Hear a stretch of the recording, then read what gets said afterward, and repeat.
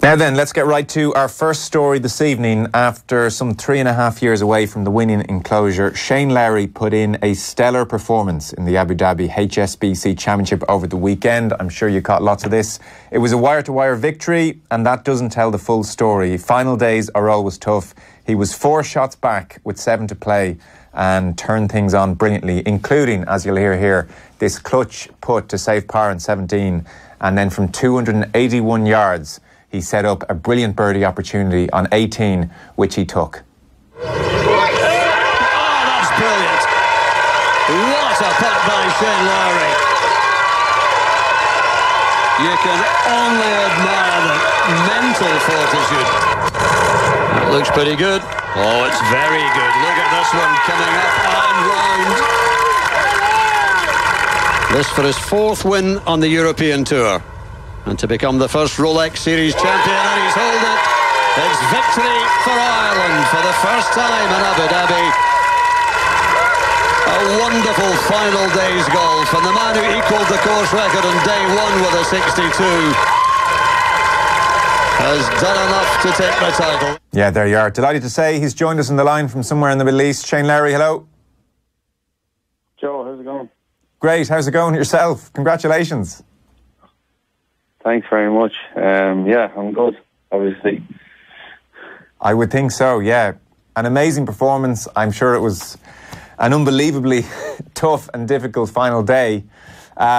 Give us your thoughts on how you've spent the time since the win. I know your family are over there and there's friends, I'm sure, as well. What's it been like? Yeah, obviously emotional week all round and final day, and I was very happy to get the win. And since that, we have myself and Paul, one of our house rented in Dubai here, so we came back here and we had a little bit of a party on Saturday night, which was nice. A few friends that we know from Dubai and a couple of other golfers. Oliver Fisher was here, and Paul Caddy Darren and a few others, and another few people in the house. And it was kind of, I was just sitting back enjoying the victory. I was pretty tired, to be honest. And then yesterday we went for a few early drinks just to watch the Leinster match, and we didn't do too much after that. So it was a pretty relaxed couple of days. Really enjoyed it. I went out to the golf course and then had a few shots just to kind of clear the cobwebs off. So yeah, I'm obviously over the moon. Yeah, well earned. I mean, you know how difficult it is to win out there, and it doesn't happen every day, so you're dead right to enjoy it and make the most of it. I'm not surprised to hear you're tired, because this was a wire-to-wire victory and an incredibly tough final round. So the 62 on Wednesday is a course record, and then final day, Richard Sternay's alongside you. He comes out of the blocks really quickly. 31 on the front 9. And you shoot a 37 on the front 9. Was it pressure? It just going to happen? I know you talked about waking up a few times during the night before. It is a tough thing to carry a lead into a final round. Yeah, look, there was obviously a lot of pressure there. I felt quite nervous before I played and stuff.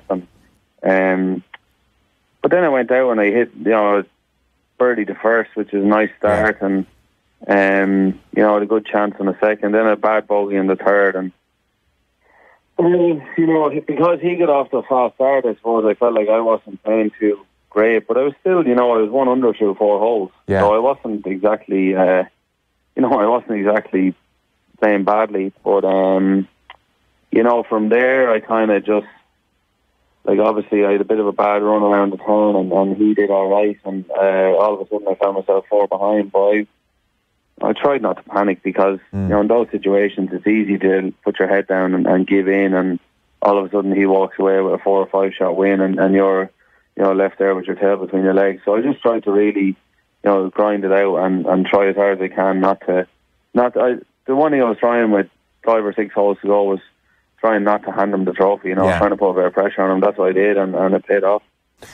Around that period, around the turn where you have a couple of bogeys and then there's another bogey in 11, and suddenly there's 7 holes to play and you're 4 down. Those few holes when you're giving away shots, that must feel, well, I'm asking you how it feels, I suppose, but golfers often say it feels like things get very quick, and before you know it, you find yourself behind the 8 ball very quickly. Your memory of that period where you feel like you're giving him the tournament around the turn? Yeah, like I missed a good chance on the 7th for birdie. I lit out on the 8th for birdie, and then I just hit an awful tee shot off the 9th, and actually made a great 5.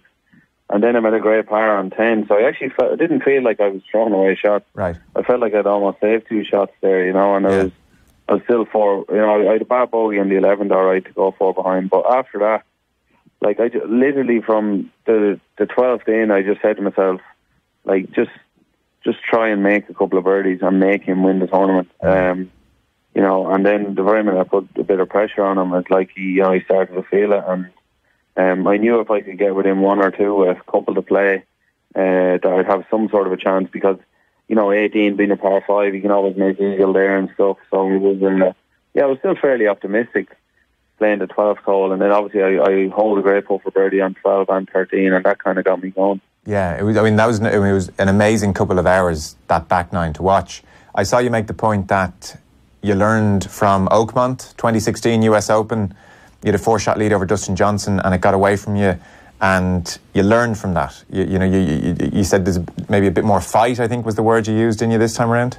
Yeah, I think so. Like, I think, in Oakmont, because it was so far ahead, you're kind of hoping that you can kind of cruise to a decent victory, but, it's never that easy in golf, and I felt when I got 1 behind there that I felt like the tournament was getting away from me, whereas that's the one thing I tried to do on Saturday was try and, I suppose, not to let it get away from me, not to let it slip, just kind of keep fighting till the bitter end and see where it leaves me. And I've kind of funny enough, I talked a lot with Neil early last week before the tournament even started about, like, no matter what happens, no matter what I shoot today or no matter what I shoot yesterday, it's all on, like, the next shot you have. Like, it's just kind of, I know it's the same old, like, stupid golf cliches, like, 1 shot at a time and all that, but that's honestly how I've been trying to, I tried to go out when I was talking about this is the way I'm going to try and play my season this year, and no matter what I shoot today, whether it be 62 or 72, I still need to go out tomorrow and shoot a decent score. And, when I got to the 12th tee the other day, I was like, right, I'm 4 behind, but I can hit some good shots, I can make some birdies, and that's what I tried to do. Yeah. 281 yards from the 18th green. You've just made this brilliant clutch par-saving putt from 12 feet on the 17th green. It's a real match play situation. You felt pretty good about that shot, it seemed. Yeah, I did. I felt like when we got par on 17, I felt like it would have been a bit of a dagger in the heart to him. Like, I felt like I had all the momentum going to 18. Then I stood up and hit a great tee shot, and he hit a great tee shot after me, followed me down the fairway. And it was funny, he wasn't carrying a 3-wood last week, and I kind of knew that. And I was saying to Bowen the last fair, I'm not sure he has enough to get this back to the flag. He obviously tried to go a little bit too hard and missed it outright. So I felt good. I hit some lovely shots with that 3-wood, and I just felt good that on the day before I actually hit a beautiful shot into 18 as well with it, and it was a pretty similar shot I had, just a little bit further, so I could just hit it harder. I just aimed up the left side of the green and swung at it, hit it hard, and thankfully it came out nicely, and went to about 30 feet. Yeah, try and explain that feeling walking up 18. At that stage I was trying not to get ahead of myself because I knew he was not in a great spot, and I kept on saying the ball, he's going to make birdie. So I'm going to need at least 2 putt for a playoff here. Yeah. Try and hold up 2 putt for a playoff. And then when I seen he pitched to like 20 feet, I was thinking, try and get it down as close as I can. If it falls in, it falls in. If not, hopefully he misses. And, thankfully he did. Yeah. But yeah, it's one of those where, you're walking up in the big crowds. There are a lot of Irish people, and there, a lot of clapping going on, but I didn't want to acknowledge it too much because I'm still trying to focus on the job in hand.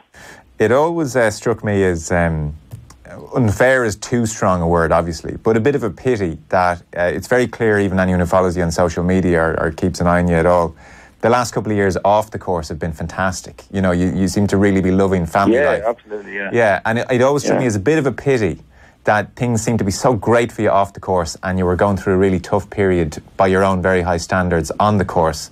And so I think a lot of people loved the fact that your wife and your daughter were there on the 18th green. That's what every golfer wants. They want the wife and child running on the green. So you got that moment. Yeah, it's an absolute dream. I said to Wendy Saturday morning before the final, I said, no matter what happens, will you do me a favour? Will you have Irish there waiting for me? You know, I said win, lose or draw. Right. And when that putt went in, obviously I shook hands with Richard and gave Bo a hug, and then first people I was looking for was them, and to see Irish running out onto the green was, you know, it was amazing. Yeah, it's something that, you know, since we've had Irish, it's kind of been a dream, like, obviously, to have that happen. And for to have them with me, obviously, it's the first win I've had with Wendy here as well, so that was pretty nice as well, you know. Does it change those moments? Are they more emotional? There's more going on in those moments when you do win? Yeah, it was a bit emotional afterwards, to be honest. I thought I tried to hold it together as much as I could for the interview, and it's like you said there earlier. There's been a lot of pretty bad times over the last couple of years on the golf course, and you know, miscuts and bad scores, and you kind of feel, when things are going like that, you never feel like you're going to play well again, and you know, it's the other way around as well. When you're playing well, you never feel like you're going to play badly. It's a weird game, golf, and just to turn it around and to come out and win, you know, I think I showed a lot of character and a lot of grace and determination there on Saturday. I think it would have been easy to lie down and you know, take a top 2 or 3 finish and, you know, just go into this week. But I think I showed a lot of character, I think, towards the end on Sunday. Well, absolutely, because, I mean, anyone who watches golf with any kind of regularity has seen the Sunday leader, the final round leader, not get off to a great start. It is so hard and so rare that they turn it around. It must be the most difficult thing to do in golf, and you did that. And you know, that point you make about it can be hard to tell yourself you're still a really good golfer. You can tell yourself that, and you can say I've won a WGC, but as that becomes further in the rearview mirror, it's probably harder to convince yourself of that sometimes. Whereas you've come out now and won a Rolex Series event. There were 14 of the world's top 50 in that field. That was a serious field. Yeah, it's one of the better fields in Europe throughout the year. It's obviously a great tournament to win. It's on a good golf course, good venue, and it's got, you know, great prestige to the event. So, like, I mean, to win a big event is great. To win any event would have been great, but to win such a big one, and like you said, you know, the Bridgestone is in the rear view mirror quite a distance away, and you know, to get another victory, like, the thing is with golf, I think that the standard and the talent that's coming out nowadays from the amateur ranks up from college and stuff is getting better and better all the time. So, like, as years go on, you kind of, not that you doubt yourself, because I do feel like I'm good enough and I feel like I'm doing everything right to get a win. But, you know, there's certain weeks you might play well enough and someone just plays better than you.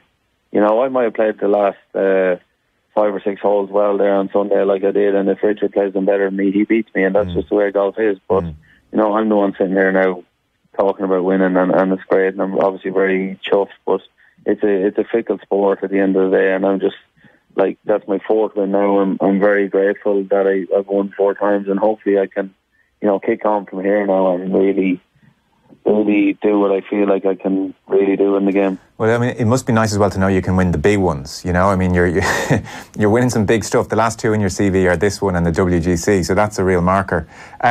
So, you know, last year you were on the PGA Tour and you were kind of trying to juggle both tours a little bit, and that is tough, and it proved tough, and you lost your PGA Tour card. Do you feel like you might be more suited to playing in Europe? You might enjoy Europe more, and you're going to kind of be more European and play the WGCs and the majors? Or, you know, and obviously you're in the top 50 now, so your schedule changes and WGCs come into the mix. How do you see things over the next year, 2-3 years? Are you still kind of itching to get back on the PGA Tour, or how do you feel about, you know, what the experience of last year has taught you, and now having this win back on the European Tour? Yeah, like, it's funny because I was fully going out this year with the mind of, you know, playing these events in the Middle East, and then I was always going to Pebble Beach in a couple of weeks to play there, and then come back and play in, like, Oman and Qatar and Malaysia and those events. And obviously my schedule changes now because I'm in Mexico, I'm in the Players' Championship, I'm in the World Match Play, I'm hopefully going to be in Augusta, you know, tournaments like that. So I really, like, I've had a look at the schedule over the last couple of days, but this win actually does lead me to be playing a little bit more in America over the next coming months. But that doesn't mean I'm not going there trying to get my PGA Tour card back. I'm going there because they're the biggest events in the world, that I'm in. Do you know what I mean? Yeah, so, yeah. I've got to go and play in them. If I want to, I suppose, eat at the top table in golf, they're the events you're playing in, and I'm obviously very lucky and very happy that I'm going to be in those events. So, I'm playing Dubai this week, and over the next 2-3 months, I'll be playing like the big events in America, and the odd one I'll be playing, like I'm playing the Lowry Classic before. I'll probably be playing Bay Hill because it's top 50 in the world event. Right. But other than that, I won't be playing too many regular events. What I'm trying to say is I'm not actively trying to get my PGA Tour card back. Yeah. I see myself as a European Tour player, and I want to play the next Ryder Cup. And to play the next Ryder Cup, I feel like I need to be playing in Europe. Right. I presume you text Podrick Harrington and said, well, look, whatever happens now, I'm definitely a wild card pick, right? Yeah. No, I not really along those lines, but I did. Yeah, I was talking to him afterwards. He's actually, I think he's here in Dubai on holiday. So he texted me on Saturday night when they landed to see if the party was still going. But I was heading to bed at that stage, and obviously I'm good friends with Podrick, and that's my plan for the next 2 years is to be on that plane going to Wisconsin with them. Yeah, long overdue.